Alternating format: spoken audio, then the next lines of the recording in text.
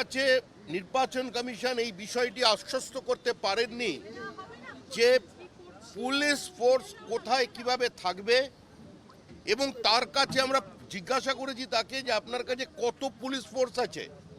উনি বলেছেন আমাকে ডিজি এবং সিএস যা বলেছেন, চিফ সেক্রেটারির ওপরে আমার আস্থা রেখে তারা এটা তাদের দেখার দায়িত্ব, এই দায়িত্ব তিনি নিচ্ছেন না। কার্যত আজকে যে নির্বাচন হতে চলেছে এবং নির্বাচনে যেভাবে গ্রামের মধ্যে যে ঘটনা ঘটছে সেটাও আমরা বলেছি যে আজকে প্রত্যেকটা বিডিও অফিসের মধ্যে শাসক দলের লোকজন বসে আছে, কিছু দুষ্কৃতী বসে আছে, তারা আক্রমণ করছে। এ বিষয়ে তিনি শুনেছেন। তাকে আমরা এটা বলেছি যে আপনি এরিয়া ডমিনেন্সের কথা বলছেন, কিন্তু গ্রামের পরিস্থিতি কি, উনি সে নিয়ে কোনো কথা বলেননি। উনি এটাও আশ্বস্ত করতে পারেননি যে নির্বাচনের দিন প্রত্যেকটা বুথে অন্তত একজন করে আর্ম ফোর্স থাকবে, এ নিয়ে তার কি পরিকল্পনা আছে তিনি সেটা বলেননি। তবে আমাদের আলোচনা ছিল শুধুমাত্র মনোনয়ন পর্ব কেন্দ্রিক, যে যখন আমরা মনোনয়ন দিতে যাচ্ছি যে পরিস্থিতি আজকে তৈরি হয়েছে, যেভাবে আজকে তাড়া করা হচ্ছে বিভিন্ন জায়গায় বিজেপি কর্মীদের, আমাদের বিরোধীদের, এবং সিভিক ভলেন্টিয়ার্স নিয়ে আপনার স্ট্যান্ড কি, এটাও কিন্তু কমিশন আমাদের কাছে স্পষ্ট করেনি। তিনি বলেছেন বিষয়টি সাবজুডিস, কোর্টের একটা অবজারভেশন আছে, আমাকে সমস্ত দিকটা দেখতে হবে। কিন্তু এখন পর্যন্ত সিভিক ভলেন্টিয়ারের পার্টিসিপেশন, তারা কিভাবে বিভিন্ন পশ্চিমবঙ্গের বিভিন্ন ব্লকে গিয়ে বাড়ি বাড়ি ঢুকে বিরোধী দলের কর্মীদের, মহিলাদের থ্রেট করছে, তার বাচ্চাদের থ্রেট করছে, যে আমাদের কাছে যে অভিযোগগুলো আছে সেটা আমরা তো জানিয়েছি, কিন্তু এ বিষয়ে উনি আমাদের কোনো স্পষ্ট ইঙ্গিত দেননি। সর্বোপরি নিরাপত্তা বিষয়ে উনি এটাও অ্যাসিওর করতে পারেননি যে আমাদের যারা প্রার্থীরা মনোনয়নপত্র দিতে যাবে তাদের পূর্ণ সুরক্ষা কমিশন দিতে পারবে কিনা, এ বিষয়টি উনি স্পষ্ট করেননি। আপনারা 403টে নমিনেশন প্রসেস সেন্টার, তার নিরাপত্তা দিতে পারছেন না, আর আপনারা কিভাবে 78,799টা পোলিং স্টেশনের নিরাপত্তা দেবেন? এখনো পর্যন্ত রাজ্যের 50টা ব্লকে কোনো অপোজিশন পার্টি একটা নমিনেশন পেপার তাদের ফাইল করতে দেওয়া হয়নি, এবং সর্বত্র এই আজকে ভাঙড় সহ যা ঘটেছে সেখানে শাসক দলও একটা নমিনেশন দেয়নি। অর্থাৎ তাদের জমায়েত নিজেদের নমিনেশন পেপার জমা দেওয়ার জন্য নয়, তাদের জমায়েত অপোজিশন যাতে নমিনেশন পেপার জমা দিতে না পারে তার জন্য, এবং কোনো সন্তোষজনক উত্তর দিতে পারেননি কেন 50টা কেন্দ্রে একজন অপোজিশন পার্টির প্রার্থী তারা নমিনেশন দিতে পারলেন না। এই রকম অসংখ্য প্রশ্ন যা সাধারণ মানুষের মধ্যে ঘুরছে, সেই কোনো প্রশ্নেই নির্বাচন কমিশন তারা কোনো উত্তর দিতে পারলেন না।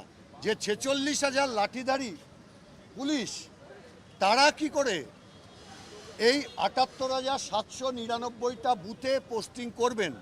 কোথা থেকে আপনি পুলিশ আনবেন? কেন্দ্রীয় বাহিনী? অন্য রাজ্য থেকে? কি আপনার রাস্তা? এই ব্যাপারে উনি নিরুত্তর। কার্যত কমিশন সে ইচ্ছাকৃতভাবে ঠুটো জগন্নাথ হয়ে বসে আছে শাসক দলের সুবিধা করে দেওয়ার জন্য, এবং রাজ্যে গণতন্ত্র হত্যার যে উৎসব চলছে সেই উৎসবে পৌরোহিত্য করছে রাজ্য নির্বাচন কমিশন। এক কথায় এই হচ্ছে আজকের সর্বদলীয় বৈঠক সম্পর্কে বলা যায়। এক শান্তিপূর্ণ ভায়োলেন্স ফ্রি অ্যান্ড ফেয়ার নির্বাচনের দাবি আমরা সেই সময় করেছিলাম, সঠিক সময় নির্বাচনের দাবি আমরা করেছিলাম। পরবর্তীকালে নির্বাচনের নির্ঘণ্ট ঘোষণা হয়ে যাওয়ার পরে অধীর রঞ্জন চৌধুরী মামলাকারী হয়ে হাইকোর্টের দ্বারস্থ হন, এবং সেখানে বেশ কিছু প্রেয়ার্স থাকে, কিছু সময়সীমা বাড়ানো, সেন্ট্রাল ফোর্স ডিপ্লয়মেন্ট, এছাড়াও অন্যান্য প্রেয়ার্স আমাদের ছিল, সিভিক ভলেন্টিয়ারদের যাতে কাজে না লাগানো। সেখানে আজকে হাইকোর্টের যে অর্ডার এই ইতিমধ্যেই যেটা আমরা শুনতে পেয়েছি সেটা হচ্ছে লাইভ স্ট্রিমিং মারফতে অর্ডারটা আপলোড হবে, সেখানে সিভিক ভলেন্টিয়ারদের ক্যাটাগরিক্যালি বলে দেওয়া হয়েছে কোনোভাবে ব্যবহার করা যাবে না। সেন্ট্রাল ফোর্স নিয়ে যেটা হাইকোর্ট বলেছে সেটা হচ্ছে বিগত কয়েক মাস ধরে যে ঘটনাবলী রাজ্যে ঘটে চলেছে সেটা পোস্ট পোল ভায়োলেন্স হতে পারে, সেটা রামনবমীর মিছিল হতে পারে, বারংবার এরকম 20-22 বার হাইকোর্টকে ইন্টারভিন করতে হয়েছে, সেন্ট্রাল এজেন্সিকে ইনভেস্টিগেশনের দায়িত্ব দেওয়া হয়েছে। রাজ্যের হিংসার যে বেড়ে চলা ঘটনা সেই সমস্তগুলোকে মান্যতা দিয়ে হাইকোর্ট রাজ্য সরকারকে অর্ডার দিয়েছে, ইলেকশন কমিশনকে বলেছে যে তারা রিকুইজিশন করতে পারবে for appropriate central forces, keeping in mind the shortage of central state police.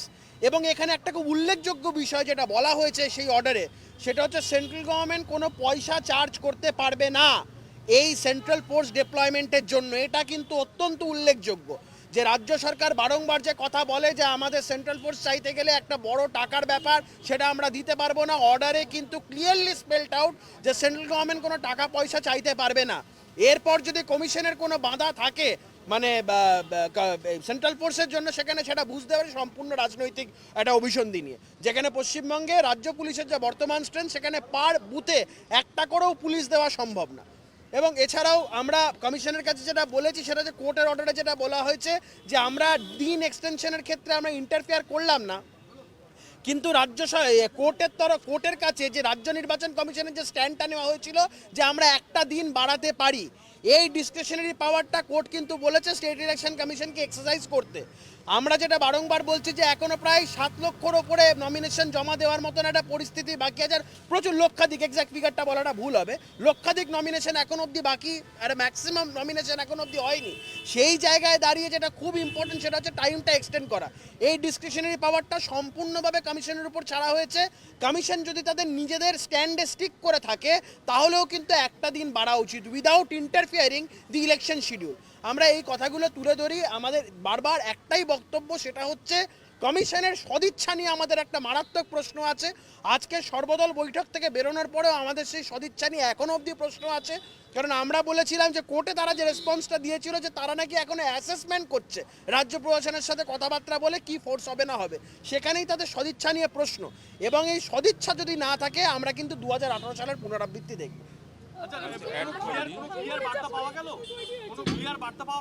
আমি আবার বললাম, কমিশনের একটা সম্পূর্ণভাবে যেটা দেখা যাচ্ছে তাদের সদিচ্ছার অভাব আছে। এই সদিচ্ছার অভাবটাই হচ্ছে খুব ইম্পর্টেন্ট। আমরা যেটা বারবার করে বলতে চাইছি সেটা হচ্ছে সদিচ্ছার অভাব কমিশনের, সেটা আজকেও দেখা যাচ্ছে। আর ভাঙড়ের ঘটনা যেটা আপনারা বলছেন সেটা হচ্ছে সম্পূর্ণভাবে কমিশনের ব্যর্থতা সাথে সাথে কাপেলড উইথ রাজ্য পুলিশের ব্যর্থতা, এই ধরনের ঘটনা ঘটছে।